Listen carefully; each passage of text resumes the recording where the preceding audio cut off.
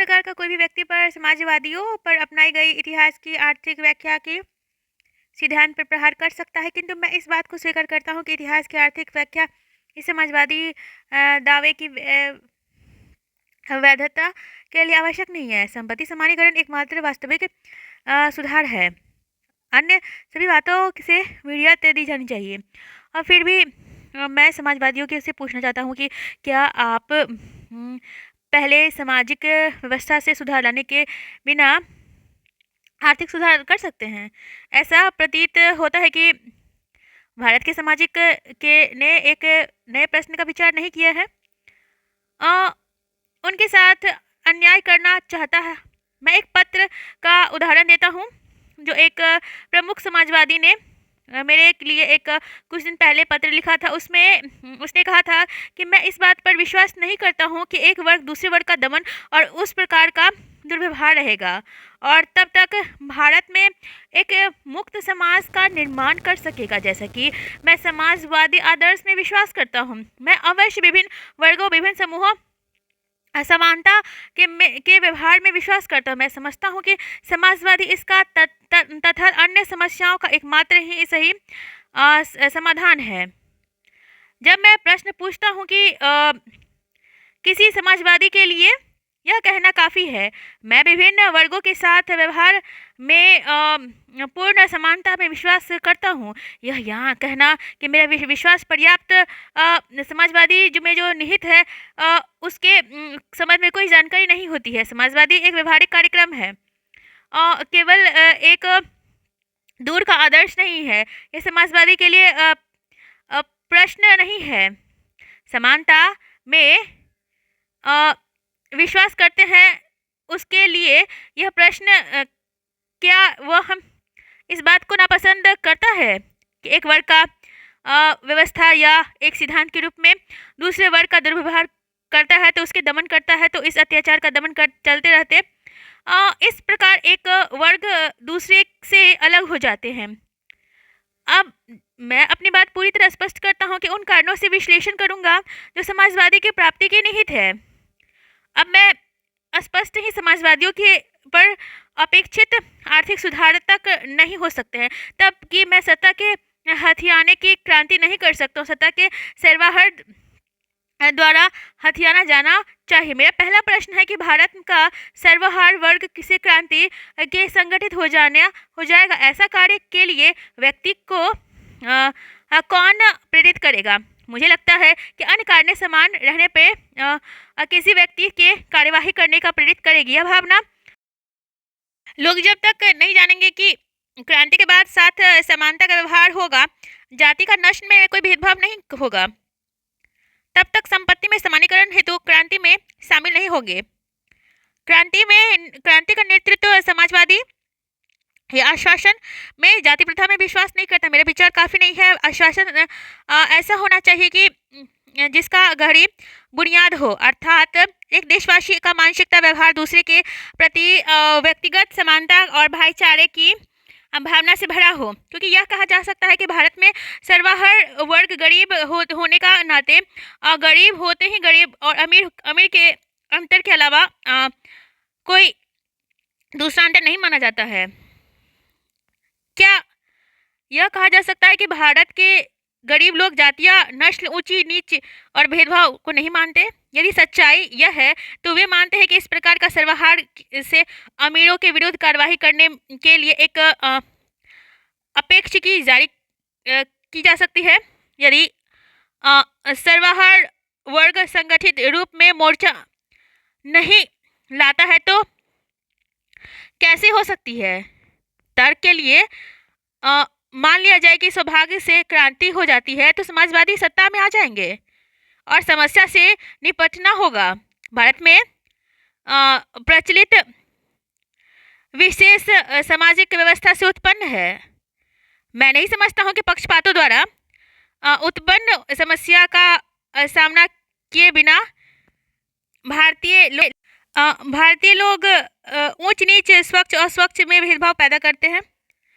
हाँ, भारत के कोई सामाजिक राज एक सेकंड में ही कार्य करता है।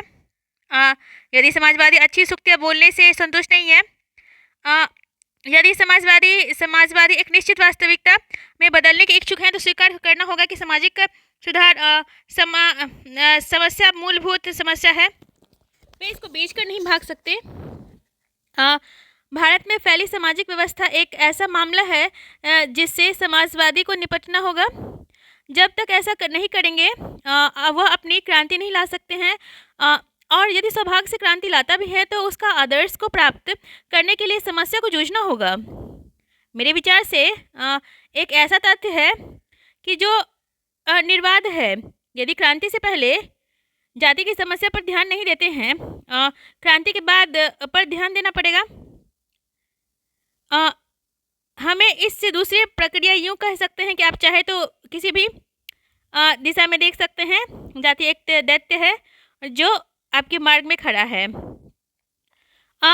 आप जब तक इस दैत्य को नहीं मारेंगे, आप ना राजनीतिक सुधार सकते हैं, ना आर्थिक सुधार सकते हैं, ना राजनीतिक सुधार सकते हैं, ना धर्म की सुधार की जा सकती है। सच कहें तो मेरे हिसाब से बहुत ही कड़वा सत्य है जो हमें एक्सेप्ट करनी ही पड़ेगी। तो बात यह है कि ये समाज में जितनी भी कूटनीतियाँ हैं, जितने भी भेदभाव है, जितने भी दूषित कूटनीतियाँ हैं, जाति प्रथा, गरीब अमीर में भेदभाव, तो मैं यही कहूँगी कि ये न केवल मासूमियत और जज्बात को मारती है, और सच कहे तो मासूमियत और जज्बात इस दुनिया की सर्वश्रेष्ठ एक भावना है। तो मासूमियत और जज्बात इस दुनिया की सर्वश्रेष्ठ भावना है। और मैं ये भी कहती हूँ कि गरीबी अमीरी में भेदभाव, धर्म को झूठा दिखलाकर जाति में भेदभाव, तो मैं ये कहूँगी कि जब इंसान पैदा लेता है तो ना तो वो गरीब होता है ना अमीर होता है, ना कोई जात होती है ना उसकी कोई पात होती है, और उसकी जात पात उसके मूल वंश से होता है। और जब वो इंसान किसी पोस्ट को धारण करता है, एजुकेशन को धारण करता है, तो वो जात पात से मुक्त हो जाता है और वो एक सर्वश्रेष्ठ नागरिक हो जाता है। उसका इंटरलिंक डायरेक्ट उसकी जन्म से हो जाती है कि ना मेरा कोई जात है, ना मेरा पात है, ना मेरा मज़हब है, ना कुछ भी नहीं है। बस मेरा एक ही मज़हब है, मेरा इंसानियत और धर्म की रक्षा करना।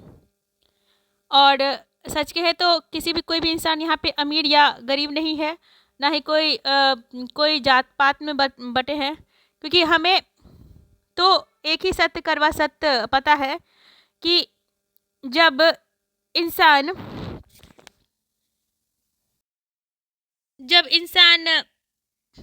जब इस दुनिया को छोड़ के जाता है तो एक ही उसके साथ होती है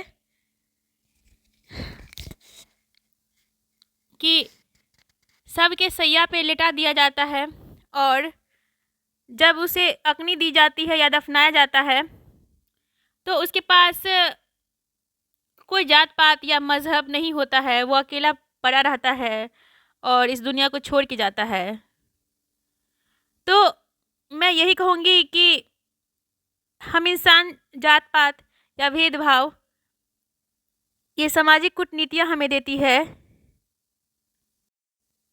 तो हम दोषारोपण करने लगते हैं और यही से मेरी जीवन चक्र की यात्रा शुरू होती है। तो मैं यही कहूँगी कि दोषारोपण अच्छी है या नहीं है ये तो हमें नहीं पता, लेकिन मुझे एक ही साहेब जी ने बताया है कि संघर्ष और मेहनत से सर्वश्रेष्ठ कुछ है ही नहीं। और मैं कहती हूँ कि मेहनत जो है वो हर चीज़ को मुंह तोड़ जवाब देती है। हम जात पात में कहते हैं कि ये धर्म सर्वश्रेष्ठ है और ये धर्म नीच है। हमारे बाबा साहेब जी का शिक्षा, एक शिक्षित वर्ग, और जो उन्होंने समाज के लिए किए हैं, ऐसे मैं किसी भी धर्म और जाति का विरोध नहीं करती हूँ, ना ही मैं आलोचनाएं करती हूँ, और ना ही मैं इस पे कोई प्रतिक्रिया या बात कहना चाहूँगी, बट एक रिस्पेक्ट का वर्ड है। ब्राह्मण, यादव और कैस्ट और शूद्र या चमार, कोई भी इंसान हो, कोई भी इंसान हो, तो जब वो पैदा लिए थे तो वो एक इंसान थे, ना तो कि उनका जाति था, प्रथा था, ना कुछ भी नहीं था। लेकिन आज हमारे बाबा साहेब आज उस जगह पे आज हैं कि हमारे समाज की ब्राह्मण जाति को हम जिस समाज में सर्वश्रेष्ठ कहते हैं, आज मेरे बाबा साहेब जी ब्राह्मण जाति से भी सर्वश्रेष्ठ हैं, जिनकी पूजा की जाती है। जय भीम और जय अंबेडकर साहब जी की जय हो। तो मुझे एक यही चीज़ लगता है कि जाति प्रथा हमारे आने वाली पीढ़ियों को कुचलता है और कूटनीतियाँ मासूमियत को मार देती है। हम अपने आप में उलझ के रह जाते हैं कि उनके साथ ऐसी परिस्थिति में कोई प्रतिक्रिया या कोई भी कष्ट नहीं उनको सहना पड़ा और हमें बहुत ज़्यादा झेलना पड़ा। तो ये भी चीज़ समाज के लिए समझना बहुत ही ज़्यादा महत्वपूर्ण है कि हर आदमी का दिमाग अलग अलग होता है, हर की सोच विचार अलग अलग होती है और हर की आचरण और व्यवहार अलग अलग होती है। इस दुनिया में सबसे कठिन कार्य है किसी को समझना, किसी इंसान को समझना। इस दुनिया में हम एक आंकड़ा लगाते हैं कि इस दुनिया की पॉपुलेशन इतनी है। सच कहा जाए तो ये अनगिनत माना जाएगी, क्योंकि मैंने एक गिन के नहीं देखा, ये अप्रॉक्सीमेट फिगर था, अप्रॉक्सीमेशन लगाया कि हाँ इस जगह की इतनी आबादी है। तो मैं यही कहूँगी कि अनंत है, इस दुनिया की पॉपुलेशन अनंत है और यहाँ पे हम गिन नहीं सकते हैं। इसीलिए हमें लो नहीं फील होनी चाहिए और बस मुझे एक ही बात समझ में आता है कि कर्तव्य तू किए जा, कर्तव्य तू किए जा, कूटनीतियाँ घुटने टेक के माफ़ी मांगेगी। और मुझे एक ही बात हमको सिखाया गया है कि दृढ़ निश्चय, जिसको हम विश्वास कहते हैं, जब एक गरीब के पास कुछ नहीं होता है तो उसके पास विश्वास होता है और वो कहता है कि कल सब अच्छा होगा, और वो इसी विश्वास से आगे बढ़ता है कि कल अच्छा आएगा, कल अच्छे दिन आएंगे। तो विश्वास से बढ़कर इस दुनिया में कोई भी चीज़ नहीं है। विश्वास रखिए, कल सब ठीक होगा और अपने कर्तव्य पथ पर डटे रहिए, मेहनत करिए। मेहनत से बढ़ के इस दुनिया में कुछ भी नहीं है, मेहनत सब कुछ है। जब हमको भूख लगती है तो किसी की आशीर्वाद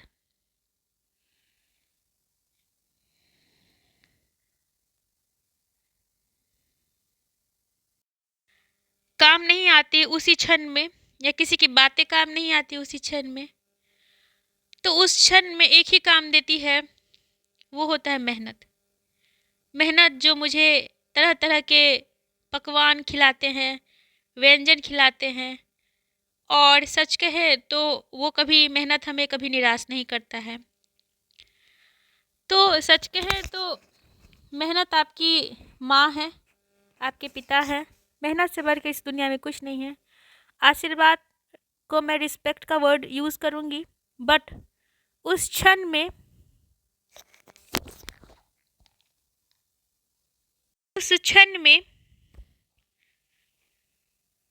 मैं एक ही बात कहती हूँ, मेहनत ही आपका काम आता है। इसीलिए मैंने कहा मेहनत से बढ़ के आपके पास कुछ नहीं है, कोई सुख नहीं, कोई संपत्ति नहीं, मेहनत सब कुछ है और सबसे सर्वश्रेष्ठ।